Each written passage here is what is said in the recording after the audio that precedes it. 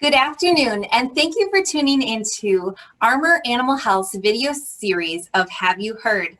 My name is Katie Halowinski, and I've worked at Armor Animal Health for the last 11 years as the marketing manager. The favorite thing I like to do about my job is being able to connect with customers like you and vendors from across the world. Now, although during this crazy time, we are limited on our ability to get out on farm, we still wanted to bring you some educational and relevant information. And that's why we started this weekly live video series every Thursday at 3. We wanted to bring you information to help your operations bottom line. If you didn't know, May is Beef Month. And I'm just curious, for all of you watching right now, what is your favorite beef cut? And how do you like it prepared? Is it steak on the grill or ribeye? Maybe some T-bone lovers are out there. Go ahead, give me a shout out right now. List in the comments your favorite beef cut. I'd love to see what everyone's favorite is. Well, my favorite is prime rib from one of our historic Wisconsin supper clubs. In fact, I think we have a picture of some prime rib. Yes, there it is. This picture was taken, 6 years ago now, at one of our favorite supper clubs here in Wisconsin, Schwartz's. And you can see it right there. That is a 55-ounce prime rib. It's called the prime rib for two. Now, trust me, my husband and I did not finish that whole thing in one sitting. I'm pretty sure, if I remember right, we ate that for the entire week with leftovers, and I think we had steak and eggs the next morning even, from what I remember.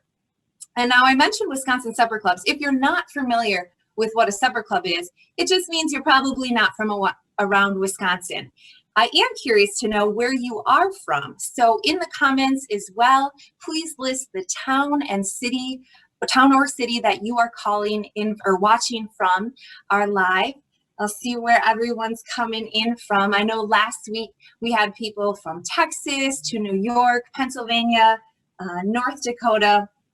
I can see a lot of people saying what they like. They like their fillets. They love Schwartz's. Oh, that's funny. Yes, Schwartz's, steak on the grill. A lot of people love beef. And that is the theme of today's Facebook Live.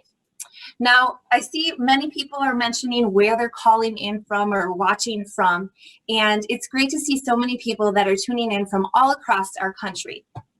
A lot of people may not know that Armor Animal Health has multiple locations across the United States. And even though I'm here working from home in Beaver Dam, Wisconsin, we have two gentlemen joining me from our Mandan, North Dakota location. With me today is Guy Halverson. He is our beef sales director. And we also have Dr. Jacob Carlson, one of our Armor Animal Health professional services veterinarians. Gentlemen, welcome to the program.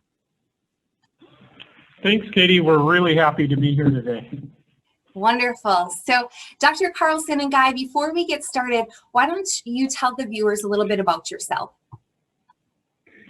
Well, I grew up on a dairy and beef farm, northwest North Dakota, near the Montana and Canadian borders. I attended Iowa State University College of Veterinary Medicine. I graduated in 2001. So I spent almost 20 years working in the cattle industry, primarily with cow-calf and feedlot practice. And I'm still active in beef cattle practice.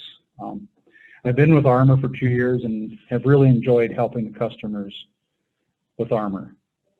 I have a herd of cattle of my own, so I certainly do understand the daily struggles in the industry. I'm married, have 2 kids. I've got a boy that's 13 and a girl that's 11. And I grew up in East Central North Dakota, was active in FFA and 4-H growing up, raised cattle of my own for about 15 years. Joined the animal health industry about 12 years ago here in Mandan, and have enjoyed every minute of it. Married to my wife here in Bismarck, Mandan, and just love going to work every day. Wonderful. Well, thank you guys for joining us today.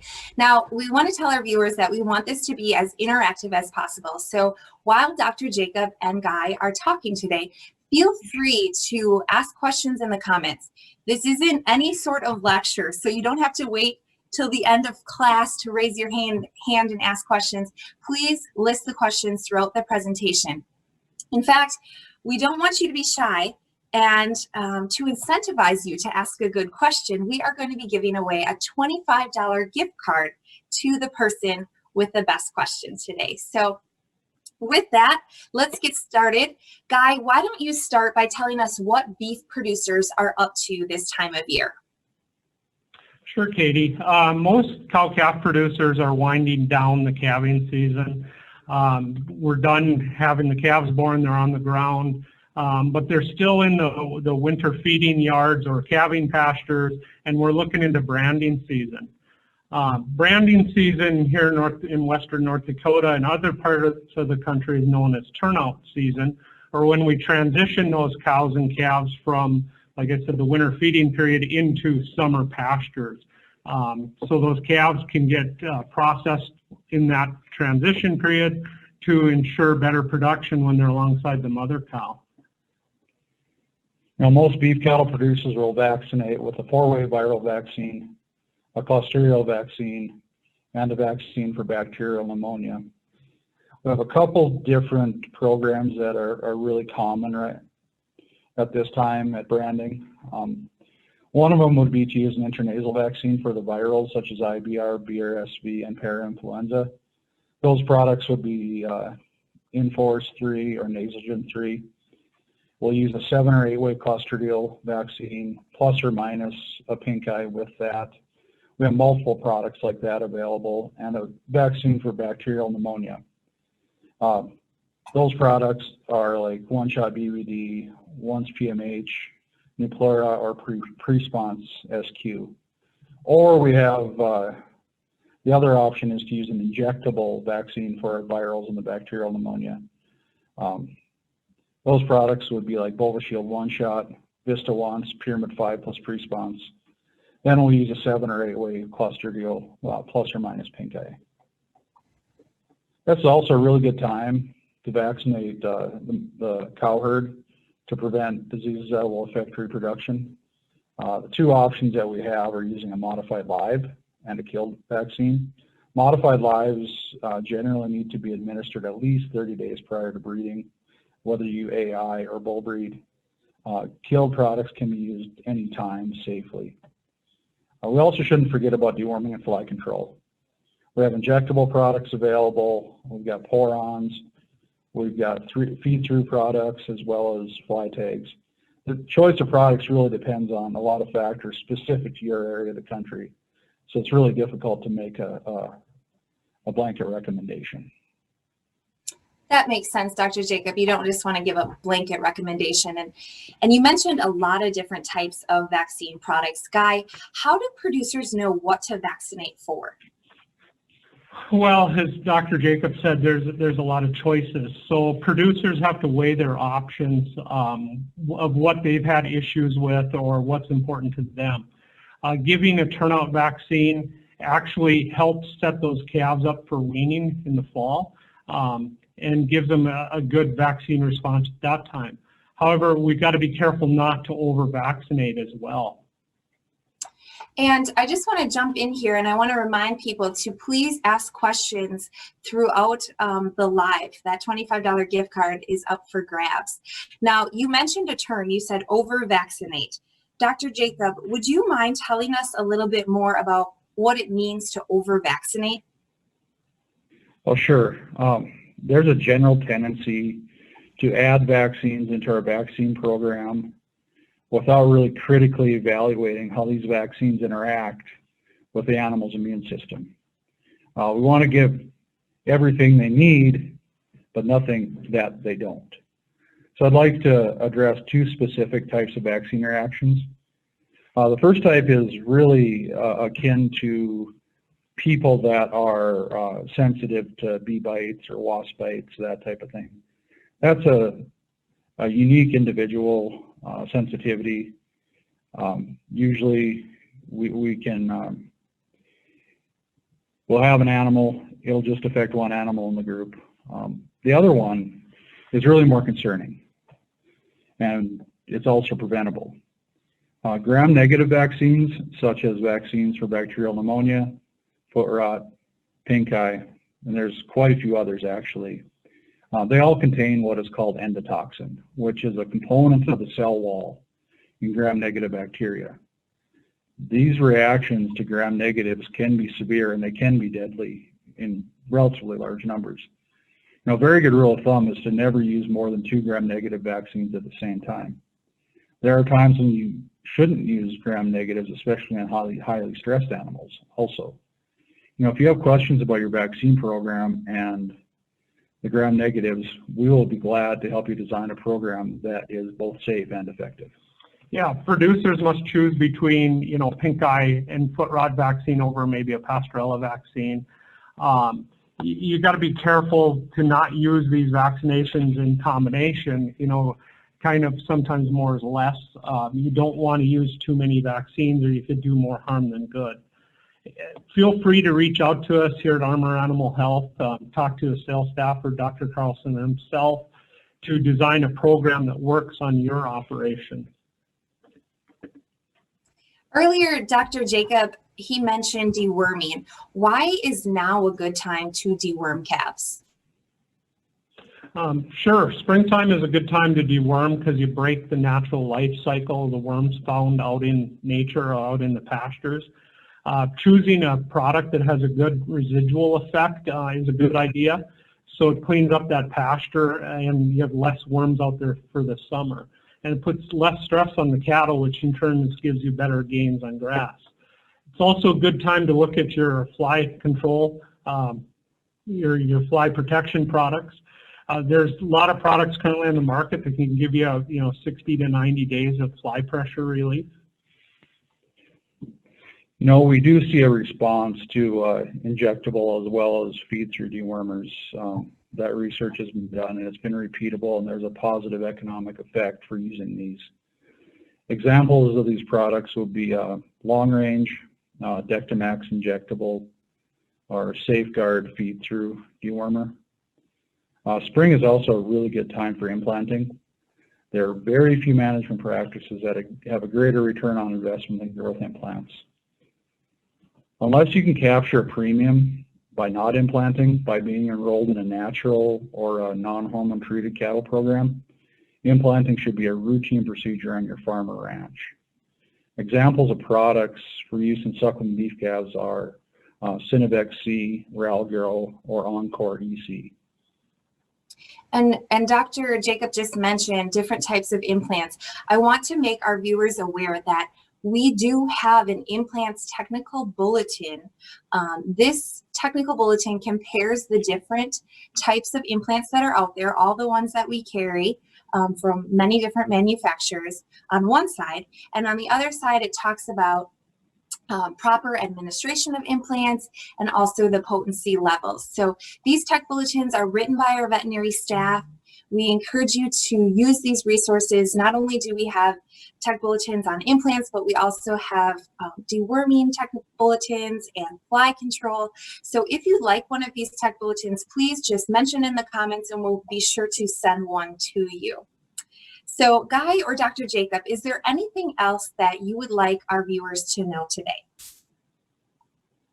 Yes, Katie. Always trying to remember when working cattle to try and minimize stress on both the animals and the crew that's doing it.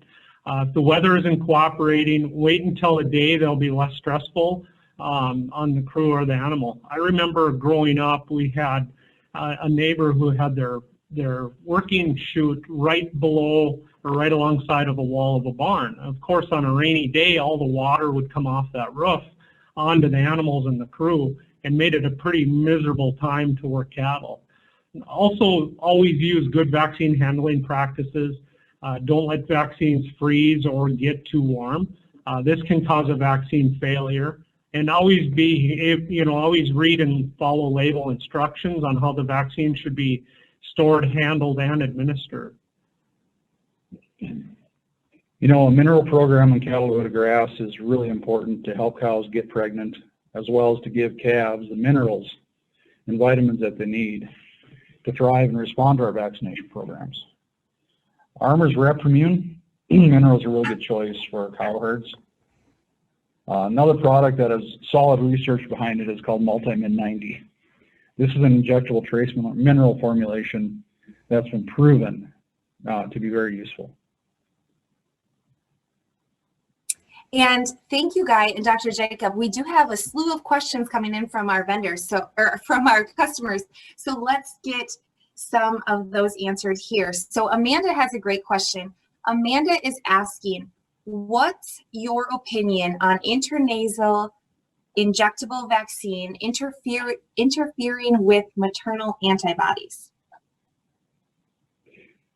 Well, that's the nice thing about intranasal vaccines is we get what's called an IgA response, and we really don't see a lot of interference with maternal antibodies. And it's one of the intranasal vaccine is one of the tools that we use to get around maternal antibody interference. Another question we have, Valerie is asking, do you suggest using the same dewormer year after year?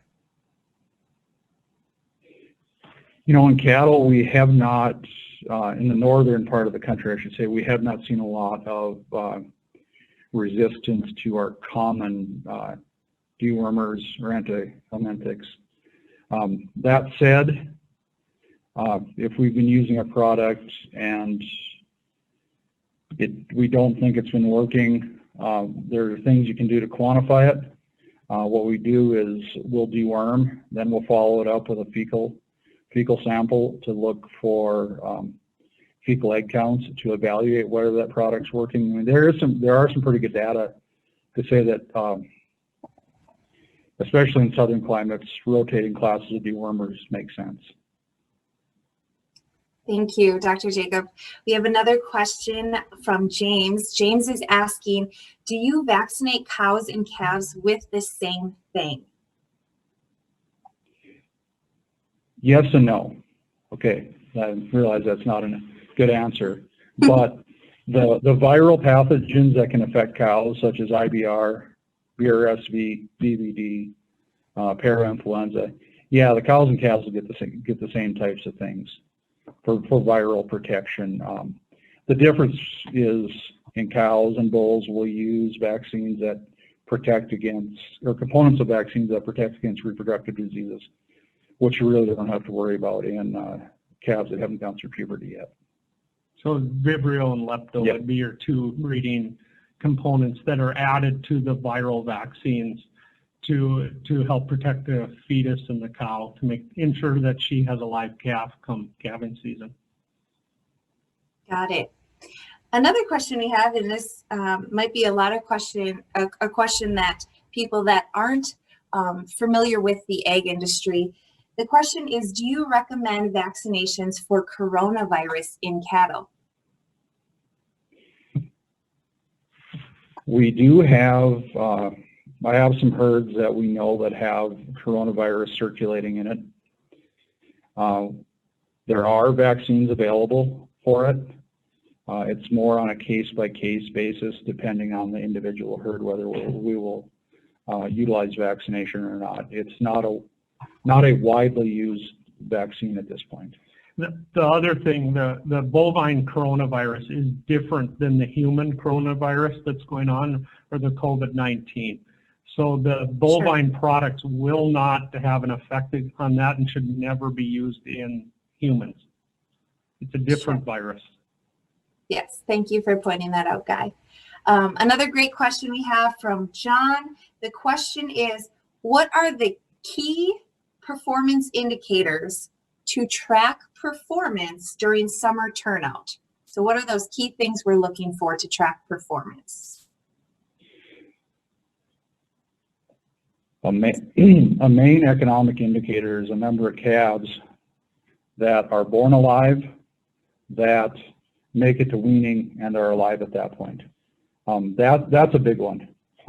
It goes to number of pounds that you're able to sell to economically support your operation. That's really a big one. And by vaccinating, we are attempting to decrease sickness and death throughout the grazing period. Thank you, Dr. Jacob. I'm looking and I'm not seeing any more questions at this point. So with that, is there anything else you gentlemen would like to add? I'd like to thank everybody who tuned in. I I think this is a really great platform to get information out to producers and non-ag type people as well to learn what we do on farms and ranches. Absolutely, absolutely. You make a very good point, Guy, and thank you very much to both of you for taking the time to join us today. Well, we hope that you learned something and you enjoyed our series today. If you found it useful, please do share this with your friends. As a reminder, we are video recording each of these live sessions. So if you missed something and you want to go back and listen to it again, it will be posted on our Facebook page. It's also going to be on our YouTube channel as well. So if you wanted to catch last week's episode, you can also view that on our YouTube channel. Now, if you are watching the recorded version, you can still ask questions because we are going to be checking it periodically and answering those questions as well. So don't feel like you missed it and you can't ask a question. As well as you can contact any of our staff or veterinarians at any time. After this live, we'll also post a survey in the comments below. It's a quick 2-question survey. Basically, we'd like to know how we can serve you better, and also if there are specific topics you'd like us to answer in the coming weeks on our Have You Heard series. So fill out that survey. If you do fill out that survey, you will also have a chance to win that $25 gift card. We also thank you for asking questions today. We have to pick a question out of those slew of questions that we got. And to thank you for watching, we wanted to give you a $10 coupon code for a $100 purchase. So if you call in, just mention coupon code 691 and you'll get $10 off your next order. Next week, we will be discussing product shortages due to COVID-19. Dr. Jim Heyer will be joining us, and he's going to not only talk about the product shortages that are occurring, but also what product alternatives he recommends when you can't get your hands on something. So we'll see you next week, Thursday at 3 p.m. Central Standard Time for Have You Heard. Now I better go get these ready because beef, it's what's for dinner tonight.